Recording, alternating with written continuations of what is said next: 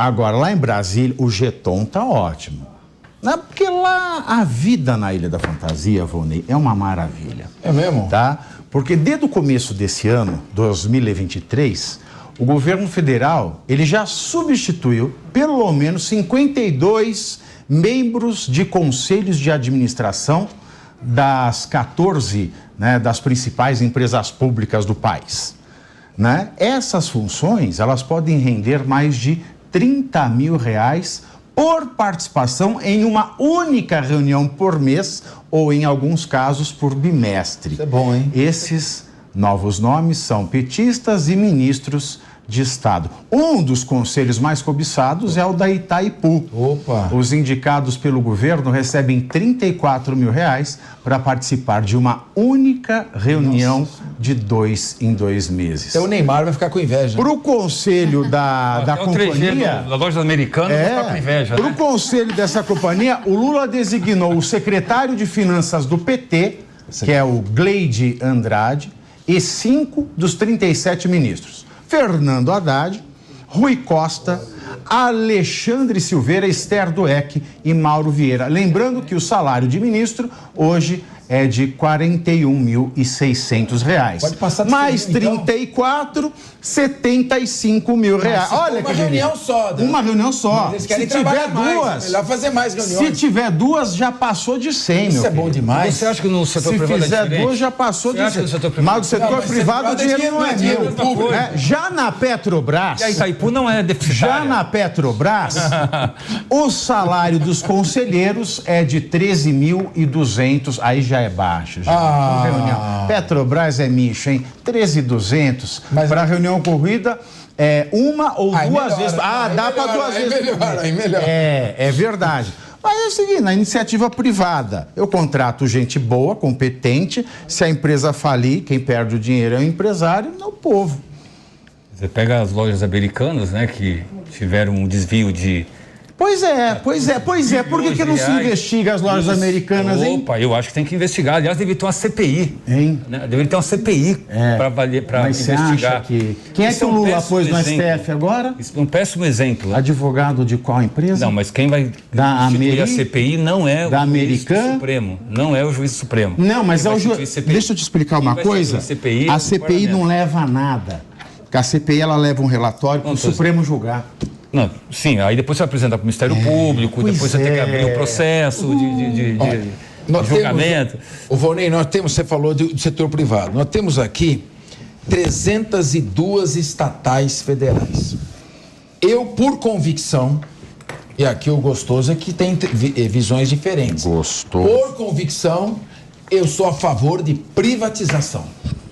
Eu sou a favor de empresa privada, no Estado mínimo. O Estado não tem que ser dono de empresa. Estado é péssimo gestor. Onde tem dinheiro público, tem corrupção, tem cabide de emprego, tem massa de manobra para o centrão pressionar o poder executivo. Então, não funciona direito. Você privatiza, melhora o funcionamento. Agora, esse tipo de situação ocorre, lamentavelmente, com dinheiro público. Claro que no setor privado existem salários competitivos, mas no setor privado não tem dinheiro público. E as empresas dão muito mais lucro, tirando uma ou outra que atua em regime de quase de monopólio, que nem, por exemplo, a Itaipu, que nem a Petrobras, mas em geral, existem estatais aí para tudo quanto é tipo de atividade que não precisaria existir. E nesse ponto, Tiago, acho que o governo anterior, o governo Bolsonaro, demorou para fazer as privatizações. Deveria ter um ritmo muito mais acelerado para privatizar. Agora nós estamos num governo estatizante e vamos ter que assistir esse tipo de coisa. O problema acho que das privatizações é que você privatiza lucro e socializa prejuízo. Esse é um grande problema. Pega o caso aqui o caso da Eletrobras recentemente, que está em blog, inclusive, um processo Supremo, questionando, inclusive, a venda da companhia. Porque que diminuiu, PT mesmo diminuiu o poder da Eletrobras? Da Eletrobras. Foi o PT mesmo porque que houve lá uma diminuição da participação, né, acionária da União na Eletrobras, só que o poder de voto diminuiu para 10%. Então, o governo está, inclusive, questionando isso no Supremo. Você sabia que a Eletrobras estava quebrada? Ela foi capitalizada, ela não tinha mais condição de continuar porque ela foi destruída no governo Dilma. Então, ela foi completamente destruída na sua gestão. Posso fazer uma provocação? Se vocês observarem, as empresas estatais, muitas delas são rentáveis no Brasil. Eu acho que existe, veja, esse debate de que achar que o setor privado exclusivamente é capaz de levar a economia ao progresso, ao pleno emprego, é um equívoco. Eu vou dizer por quê. Porque não existe no mundo experiência pregressa dessa natureza.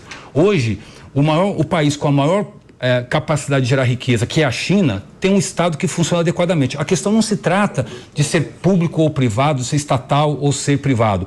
Eu acho que se trata de você ter um modelo. Você esqueceu aí. É um modelo misto. Esqueceu dos. Não, eu estou deixando o Volney falar, que ele vai reclamar que não deixamos falar. Mas o modelo. Muito obrigado. O modelo nesses países, aliás, a gente associa muito a livre iniciativa com o capitalismo, mas se você olhar na Europa e no mundo, existem diferentes tipos de capitalismo. A União Soviética não era estatizante? Os Estados Unidos não é privatizante? Opa! A Alemanha Ocidental não era privatizante? A Alemanha Oriental não é estatizante? A Coreia do Norte não é estatizante? A Coreia do Sul não é privatizante? Você citou a China. A China, quando virou um capitalismo de Estado, deixou o comunismo de lado, a visão estatizante, é que ela começou a se desenvolver. Mas não tem Estado mínimo na China. Na época do Mao Tse-tung era uma economia agrária atrasada. Mas não tem Estado mínimo na China. O Estado está maior do que antes.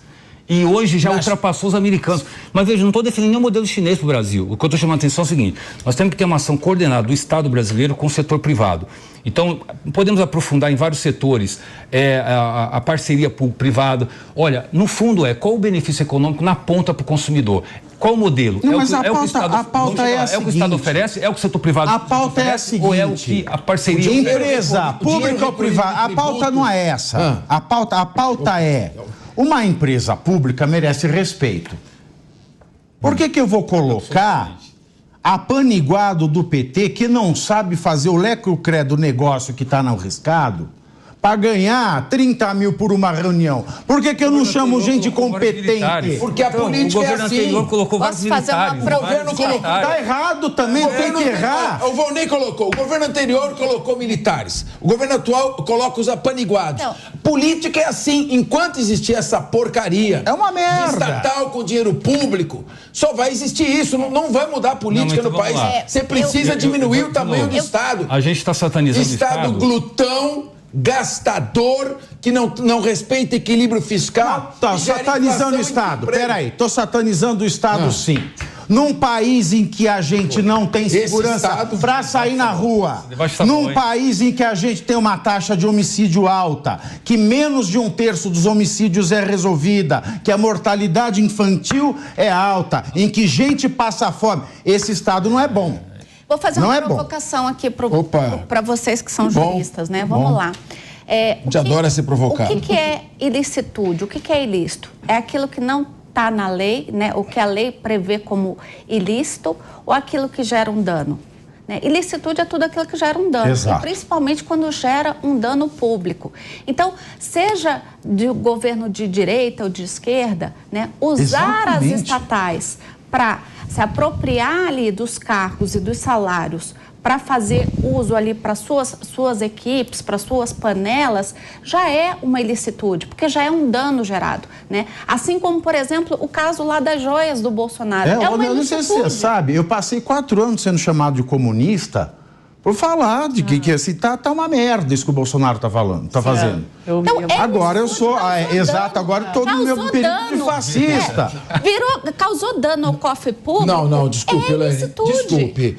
A nomeação destas pessoas para esses cargos no Conselho não é ilícito porque não é contrário à lei. Não. Então, mas a única gente de contornar não é uma ilicitude, tá na lei ou que gera um dano? Que gera um dano. Ela está vendo no ponto de vista civil, né? Tudo aquilo que gera, que lesa alguém, é um ato ilícito. Mas esse não existe, não é um dano. É moralidade. Não é um dano, exatamente. É moral, mas é legal. Pode ser uma ação imoral. Ela está no 8.6 do Código Civil. Isso, é uma ilicitude. Ela está no 8.6 do Código Civil. Mas mesmo assim o Código... Você não pode usar o Código Civil para anular essa nomeação. Não estou querendo anular, eu estou querendo dizer... Ela quer dizer que é um ilícito. Exatamente, no aspecto aqui filosofando o direito. Acho que viola o princípio da moralidade administrativa. É uma ilicitude. Você gerou um dano ao patrimônio público, seja tomando posse de joias, seja tomando posse de cargos, seja qual for. Se você tirou do público, né, das pessoas que precisam para uso próprio, para privilégio próprio, você está causando um dano. E isso é uma atitude ilícita que não deve ser permitida a ninguém que presta um serviço público. Você está fazendo uma análise filosófica. A filosofia do direito. Falei que eu ia falar como jurista. Mas isso na prática, eles estão nomeados, estarão ganhando com dinheiro público, e as estatais, aí as 302 estatais federais, as 500 estatais que têm em todo o país, estaduais, municipais e federais, estão lá consumindo dinheiro público e sendo ineficientes. Nós temos que discutir a privatização. Infelizmente, a visão estatizante desse governo, nós só vamos conseguir aferir o resultado danoso depois o país estiver quebrado. Estatizante é apropriativa. No último sábado, o governo lançou o PAC, né, o Programa de Aceleração do Crescimento, do qual sou absolutamente favorável, que é um programa... Mas não da forma como ele quer. Não, o PAC 3, que eu já falei. Tem o Poderoso Chefão 1. PAC 3. Imagina o Poderoso Chefão 1. Ele quer tirar Chegou, ó, 3 horas. Vamos ouvir o Peraí. Muito obrigado, Capês. Volney, tem 3 horas o Poderoso Chefão 1. Peraí, Capês. Tem 3 horas o poder. Você sabe que eu falo em cima quando a audiência tá caindo. Eu sei, é isso aí. Manda pau. Tá careca de saber. Manda pau, é isso aí. Eu tenho que fazer um gracejo, alguma explicação mais popular. Peraí que a audiência tá caindo, peraí. Então, aí você vai. Poderoso Chefão, tem 3 horas, né? 3 horas de Poderoso Chefão. Para na segunda hora aqui. Aí eu já vou fazer o Poderoso Chefão 2. Ninguém entendeu, né? Aí tem mais 3 horas. Eu paro na 1h30. Aí não tem a 1 hora final, tem 1h30 do outro, aí eu vou começar o Poderoso Chefão 3. É o PAC 3. Pô, não estava entendendo nada. Eu não estava entendendo nada. Quanto tá aí, alemão? Aí, ó, melhorou um pouco. Mas então, vamos deixar o Volney falar um pouquinho, né? Como você citou a questão aí... Não dá para contestar sem ouvi-lo. A questão das estatais, né? Uma das linhas mestras do PAC 3 é exatamente fortalecer as parcerias público-privada. Não tem nada de governo estatizante que está com uma lógica de tornar tudo estatizante. Eu acho que tem setores estratégicos. Vamos pegar o Brasil. O Brasil, nos anos 30, era um país agrícola, essencialmente. O Brasil se industrializou nos anos 70 por uma ação efetiva do Estado. Então, o que nós precisamos melhorar, assim, primeiro, reconhecer que existe uma burocracia estatal no Brasil eficiente e de qualidade, um corpo técnico de qualidade, isso existe. Não adianta a gente satanizar a estatal e endeusar o setor privado exclusivamente, da mesma maneira que nós temos maus feitos também no setor privado, por questão de regulação. Por questão de regulação. Então, eu acho que o PAC 3, por exemplo, ele vai nessa linha de garantir 1,7 trilhão de investimento para estimular diversos setores, com foco em setor de energia renovável, com foco em geração de emprego, em moradia. De onde vem esse dinheiro? Dos próximos 3 anos e meio. Não vai entrar na contabilidade do governo, porque ele tirou das contas. Não foram suficientes. Elegeu a Dilma, não foram suficientes. Reelegeu a Dilma. De verdade, porque os dados mostram que do PAC 1 e do PAC 2, menos de 40% das obras foram concluídas. Sim. A maioria foi deixada pela metade e teve um superfaturamento nas obras, né, que acabou gerando todo aquele escândalo no governo PT. Então, assim, o medo das pessoas em relação ao PAC 3 é justamente isso, que se pegue uma narrativa que funcionou muito bem ali no PAC 1 e PAC 2, mas vem agora e aconteça que nem antigamente. Colado numa reforma tributária que vai atochar, que nem sabe como coloca farofa no peru de Natal, vai ser imposto no brasileiro. Essa reforma. A gente sabe, um PAC 3. Desculpa, Volney, a gente sabe o que acontece com obra feita com dinheiro público. Desculpe, vai ser uma roubalheira, um superfaturamento, favorecimento de empresas. A única maneira de você evitar isso é privatizando, fazendo parceria público-privada, atraindo o capital estrangeiro. É muito preocupante. Tribunal de Contas investigando. É muito preocupante. Os órgãos de controle não dão conta, é muita coisa. E ele não é... Não dão conta, é muita roubalheira. Não é um trabalho preventivo. Como diz o Stedley, nem Jesus Cristo consegue acompanhar tanto investimento. Sim, não, e vamos combinar, não é um trabalho preventivo, ele só vai depois que aconteceu. E exatamente. Depois que já... E a maioria das obras do PAC, elas param no meio porque não tem dinheiro. E aí acontece o quê? prisão, aquela coisa espetaculosa, você vai ver a ação, não acontece nada. Vamos lá. Exatamente. Nós estamos partindo de uma premissa que eu acho que é equivocada. Porque é um projeto empreendido pelo Estado, vai ter corrupção para tudo quanto é lado. Que já discordo. Teve dois casos. Discordo. Teve dois exemplos. Vou pegar o exemplo. Se vocês pegarem... Bom, nem você mora na Suíça. Gente, eu estou olhando para os números. Vamos pegar a Petrobras. Então, o número que a Bia está trazendo aqui... Eu quero ele levantar e ir embora da mesa. Vamos deixar ele falar. É uma conversa, Capeta. Não é pingo nos is. Aqui não é pingo nos is, é bate-papo. Tá legal. É que nem conversa de bar. Então vamos embora. Então vamos. Aqui. Então fica calmo aí. Os desvios da Petrobras somaram 6 bilhões de reais. Olha, irmão, você vai perder o cargo de diretor. O estrago que foi causado na Petrobras foi muito maior que isso, em termos de desvalorização da empresa, em termos de desarticulação de cadeia produtiva. Vou pegar o caso aqui, eu acho o seguinte... Em 2007, quando foi lançado o PAC 1, pela primeira vez na história do Brasil, depois de 30 anos, o Brasil lança um programa de desenvolvimento. Olha, o Brasil vai ter aqui um programa de longo prazo, com início, meio e fim, elegendo setores que são intensivos em capital, que vão gerar emprego, que vão gerar renda. Até o governo militar fez um troço Eu vou mostrar o resultado. Então, veja. O Juscelino fez um troço desse como a primeira vez. Não. Você tá me entendendo. Eu acabei de falar que depois dos 30 anos, foi a primeira vez que um governo brasileiro retomou essa agenda. Não estou dizendo que não fizeram. Uma agenda que não deu certo no Juscelino e no militar. Não deu certo? O Juscelino acabou com o Brasil, com esse negócio de 50 anos em 5. O Brasil está endividado até hoje com isso. Veja. O governo militar gerou aquela mega inflação que a gente ficou amargando até 95. Nos anos 80.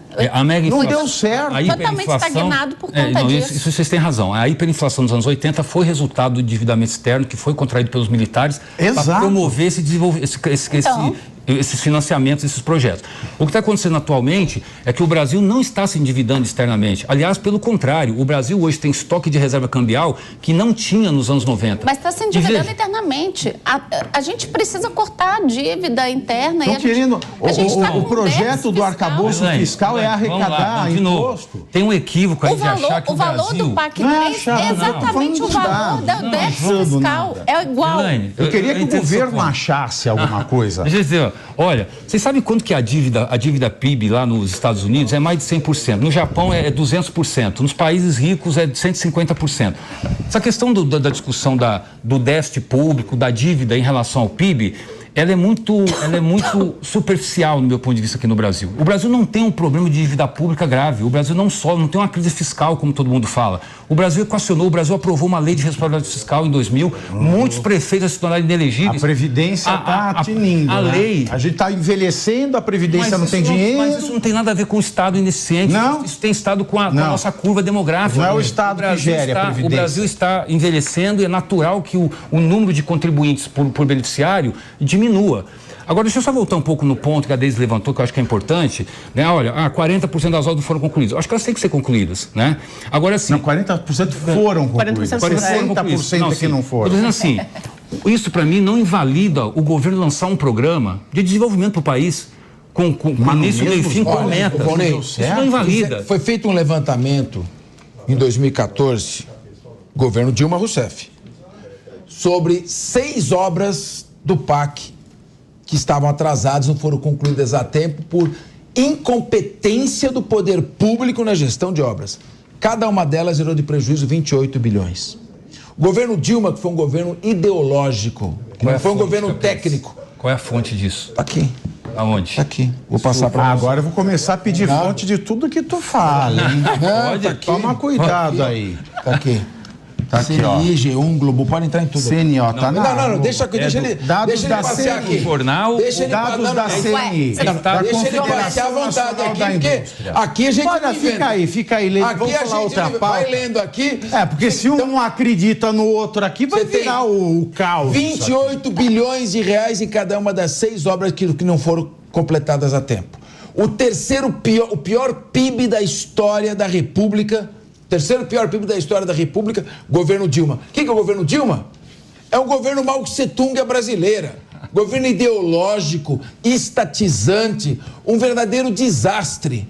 Então, agora, ou nós temos uma visão moderna, ou vamos continuar com essa forma de usar empresas públicas para acomodar os amigos, para fazer obras superfaturadas. E para viajar, Capês. Viajar também.